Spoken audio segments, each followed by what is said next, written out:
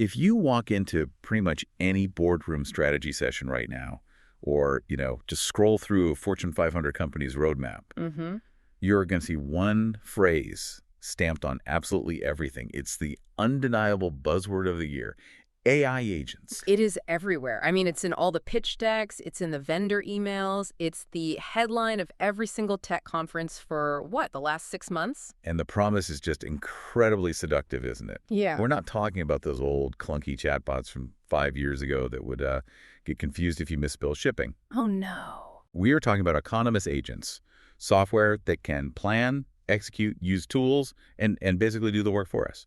Faster, cheaper, better.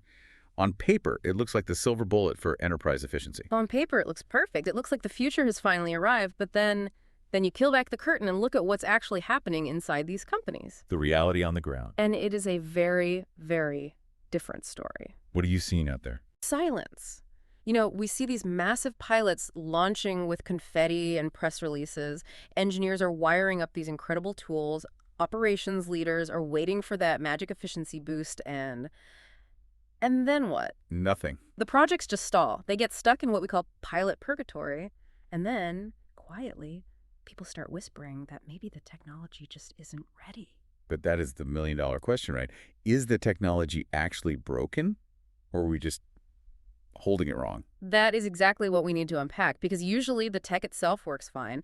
The large language models driving these things are, frankly, brilliant. So what's the problem? The problem is that companies are deploying autonomous agents in places where they have absolutely no business being. They're trying to use a scalpel to hammer in a nail. Well, that is exactly what we are going to figure out today.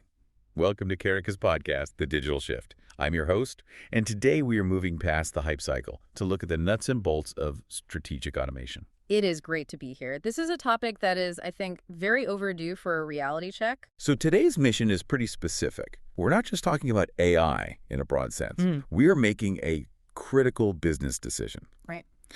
We are looking strictly at the choice between building an autonomous AI agent and sticking with a traditional workflow. Because, as it turns out, newer isn't always better. Exactly. The core tension right now isn't, should we use AI? I think most companies have already crossed that bridge.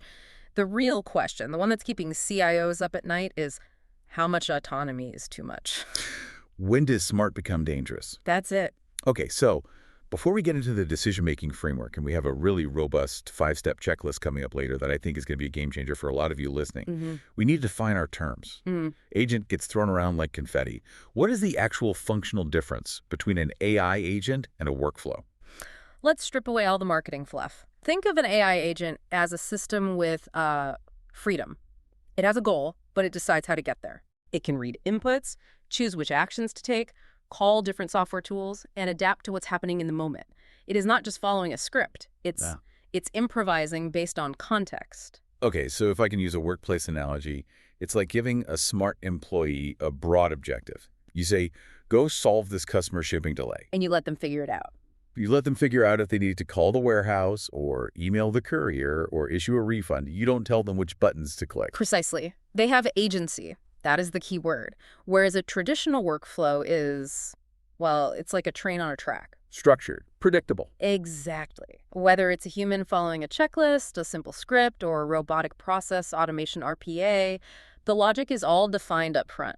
If X happens, you do Y. It never, ever deviates. So the workflow can't improvise if the train tracks end. The train stops. Or worse, it derails. It crashes because it just doesn't know how to handle an anomaly.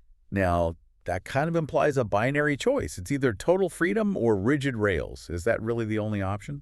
No, and that's where the smart money is right now. There's a middle ground.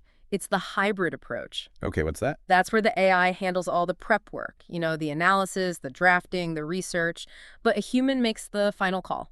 So the AI tees up the ball and the human takes the swing. Exactly. And honestly, that is where we see the most success right now because it balances that speed with safety. It gives you the leverage of AI without the risk of full autonomy. Okay, so if the hybrid approach works and agents are technically capable, why are we seeing this implementation gap? Why are companies struggling to get from that pilot phase to a full rollout? Why are things stalling? It usually comes down to 3 massive friction points: trust, governance and integration. Let's break those down. Trust seems obvious. We're, scared of the machine taking over, doing something embarrassing. It's more specific than that. Trust is so fragile. If you have an autonomous agent interacting directly with your revenue stream or your customers, you are terrified it's going to hallucinate. Right. You worry it'll make a promise it just can't keep. Right. Nobody wants an AI offering a $1 car sale because it got confused by a decimal point. That is a career-ending mistake for whoever deployed it. Exactly. Then second is governance. Who owns the failure? If an agent messes up a complex edge case, something that's never happened before, who fixes it? Is it engineering? Is it product, customer service? It's a mess. But the third one, and this is something we at Kanerika see constantly in our work, is integration. This is the plumbing, right? The back-end stuff. It is the foundation. The biggest barrier isn't the AI model itself. I mean, the models are getting smarter every single week. The real barrier is system access. An agent is only as good as the data it can touch. If your data is fragmented or messy or locked behind weird permissions, the agent fails. And it isn't the agent's fault. It is the environment it's in. So we at Kanerika are essentially saying, clean your room before you buy the shiny new toy. In a way, yes. If the foundation isn't there, the agent is just going to amplify the mess. An agent acting on bad data is just a high-speed mistake generator. It takes your bad data and it scales it up. That is a genuinely frightening image. Right. Okay, so let's get strategic. If I'm an operations manager or a CTO, I don't want to just guess.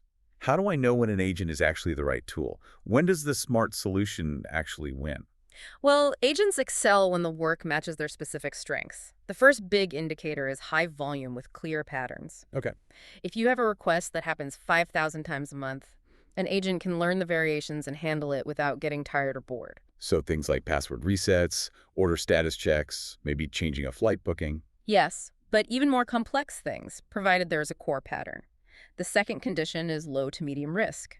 If the agent makes a mistake, is it fixable? Right. If it drafts a weird email reply, a human can edit it, no real harm done. If it deletes a production database, well, that's bad. Right, so don't give the nuclear launch codes to the chatbot. Seems like a solid rule of thumb. Ideally not. Another huge win for agents is data-heavy work. Imagine you need to scan 5 years of customer history across 3 different platforms, your CRM, your email, your billing system, just to answer a question. That's a huge time sink for a person. A human takes 20 minutes to dig through all those tabs, logging in, logging out, cross-referencing. An agent takes 3 seconds. That is where you get immediate ROI. And I imagine availability is a big factor here too. Huge. If you need 247 response times or you have these massive spikes in volume during the holidays, you can't just hire 50 people for a week. Agents scale instantly. They don't need sleep, they don't need breaks, and they certainly don't get stressed by volume. Okay, so that's the case for the agent. Yeah. But I feel like we often overlook the boring option. We get so excited about AI that we forget sometimes a simple script or a person is just better. Oh, absolutely. So when is a traditional workflow the superior choice? This is where companies get into trouble. They try to automate things that really shouldn't be autonomous. The #1 red flag is high consequence. If a mistake leads to legal trouble, safety issues, or massive financial loss, you do not want an autonomous agent making that call. You want a human, or at least a very strict rule-based workflow. That makes perfect sense. Even if the AI is 99% accurate, that 1% could be a lawsuit or a huge regulatory fine. Exactly. Then there's explainability. This is huge in finance and healthcare. If a regulator or an auditor walks in and asks, why is this loan denied? Or why was this insurance claim rejected? You cannot say. Well, the neural network just felt like it. Right. You need a clear, traceable logic path. Traditional workflows give you that. If credit score is less than 600, then deny. Simple. Proven. It's hard to audit a vibe or a probability. Impossible. And then there's the emotional aspect. Emotional sensitivity. If a customer is furious or grieving or just confused, an AI, no matter how polite it's programmed to be, often makes it worse. Empathy is a human skill. There is nothing worse than pouring your heart out to a customer service line and getting a generic, I understand your frustration, from a bot. It feels so dismissive. It kills the relationship. And finally, there's the issue of volume versus complexity.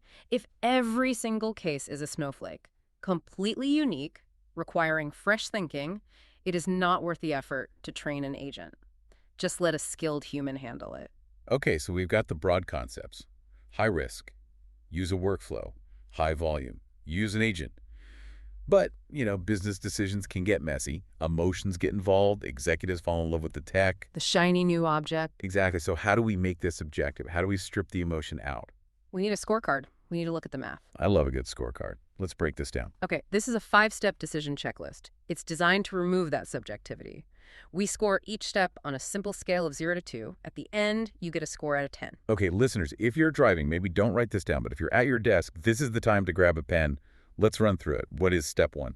Step 1 is outcome severity. We're asking, how bad is it if this goes wrong?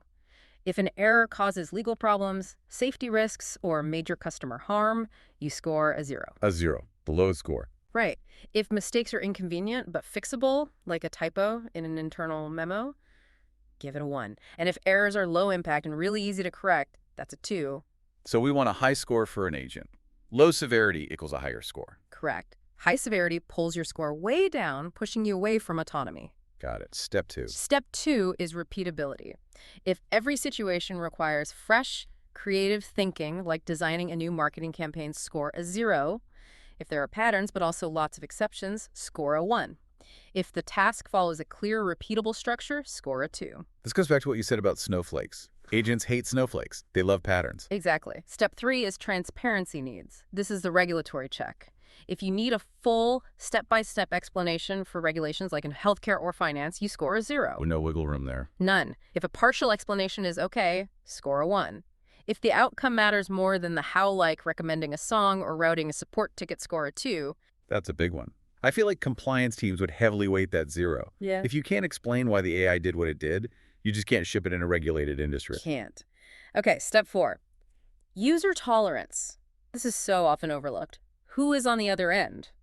If your users demand a human, maybe they are high net worth clients paying a premium score of 0, do not force a bot on them. Yeah. If they accept automation for simple steps but want a human backup, score a 1. If they're totally comfortable with automation like Gen Z users resetting a password, score a solid 2. That is crucial. You can build the best bot in the world, the smartest agent in existence, but if your customers hate using it, you've failed. Tech cannot fix a preference problem. And finally, step 5, which brings us back to what we at Kanerika focus on so heavily: integration readiness. If your data is fragmented, unreliable, or locked up in silos, score a 0. Wow, a 0. If it needs some cleanup, score a 1. If your systems are connected via APIs and the data is clean and reliable, score a 2. So if I have messy data, I get a 0. That could tank my entire score immediately. As it should. Because if you build an agent on bad data, you are just automating confusion. You're spending millions of dollars to confuse your customers faster. Okay, so let's tally up. We have 5 steps, max score of 10. What do the final scores tell us? If you score between 8 and 10, you have a strong fit for an AI agent. Go for it. You have the green light. If you score between 5 and 7, you're in the hybrid zone. Use AI to assist, but keep a human in the loop for the final decision. And if you score 0 to 4? You stop. Stop. Stop. Stick to a workflow or a human process. The tech is not the right fit for this problem. You are trying to force a square peg into a round hole, and it is going to cost you a lot of time and money. I like that. It's brutal honesty. If you're a 3, don't force it just because AI is trendy. The best solution is often the simpler one. Precisely. Okay, so let's say I scored a 9. I'm ready. I have clean data, low risk, high volume. Do I just flip the switch, fire the team, and go on vacation? Definitely not. That is how you get fired. Even with a high score, you need a safe implementation strategy. We call this assist mode. How does that work? You don't automate end-to-end on day 1. You start with a very narrow scope. You let the AI draft the response or summarize the data or suggest the next action. But a human has to click approve. A human has to click approve. It's like a learner's permit for the AI. You are verifying that the agent actually understands the job, and this allows you to gather the right metrics. Now, metrics are interesting. I feel like most managers just look at speed. It used to take 10 minutes, now it takes 10 seconds. Speed is actually a dangerous metric. It hides problems. If an agent is closing tickets in 10 seconds but is answering them all wrong, you have a disaster on your hands. You are being efficient. You're just annoying your customers faster. Exactly. You want to track accuracy and, more importantly, override rates. Override rates. That's how often the human has to step in and fix the AI's work. Yes. If the human is rewriting the AI's draft 50% of the time, the agent isn't adding value. It's just creating a distraction. It's actually slowing you down. You also have to track customer satisfaction for those specific interactions. Can you give us some real-world examples of what this balance looks like when it's working well? Oh, absolutely. You see great examples in customer support. The AI summarizes the entire conversation history so the agent doesn't have to ask, "So tell me your problem for the fifth time." That's a huge win right there. The AI drafts a reply, the agent tweaks it and sends it. That is a massive efficiency gain without losing that human touch. It's that hybrid model again. Right. Airlines are another one. If your flight is canceled, the AI can instantly find alternative booking options, pull up the weather, check hotel availability, but the gate agent is the one who actually rebooks you and handles your frustration. The AI does the data grunt work. The human handles the exception. That seems like a perfect division of labor. And in healthcare, which is such a high-stakes environment, we see AI assisting clinicians. It reads patient histories and flags potential issues or drug interactions, but the doctor decides. The AI is a second pair of eyes, not the decision maker. It seems like the common thread here is that the AI lifts the heavy burden of data and pattern recognition. And leaves the judgment to the person. That's the key. This brings us to the bigger picture. We've talked about the tech, the checklist, the implementation, but let's look at this from an organizational view. Why does this matter for the culture of a company? This is really the core philosophy we hold at Kanerika. We believe the goal isn't to remove people from the process. That's a short-sighted, cost-cutting view. The real goal is to let people focus on the work that only humans can do. So it's not about replacing the human, it's about elevating them. Right. If your best people are spending 4 hours a day copy-pasting data between spreadsheets, that is a criminal waste of human potential. An agent should do that. But if your people are spending their time solving complex problems, showing empathy to customers, and making strategic judgment calls, that is where the value is. So, to summarize what we've covered today, AI agents are incredibly powerful, but they're not a magic wand. They need strong data, controlled risk, and repeatable patterns to really work. And traditional workflows, or just good old-fashioned humans, are still absolutely essential for trust, for empathy, and for safety. And that checklist is your best friend. Severity, repeatability, transparency, user tolerance, and integration. Don't skip it. It will save you a lot of headaches down the road. As we wrap up, I want to leave our listeners with one last thought to chew on. We've talked a lot about efficiency today, but there is a deeper question here. There is. If you look at your current roadmap, ask yourself this. Are you trying to automate judgment, or are you trying to automate busy work? Because if you are trying to automate judgment, the nuance, the empathy, the strategy, you are likely heading for a failure. But if you automate the busy work, you unlock your workforce. The answer to that question really defines whether your digital shift will be a success or just another stalled pilot. That's it. A powerful place to leave it. Automate the busy work, keep the judgment human. Thank you so much for breaking all this down for us today. My pleasure. And thank you for listening to The Digital Shift. We'll see you next time.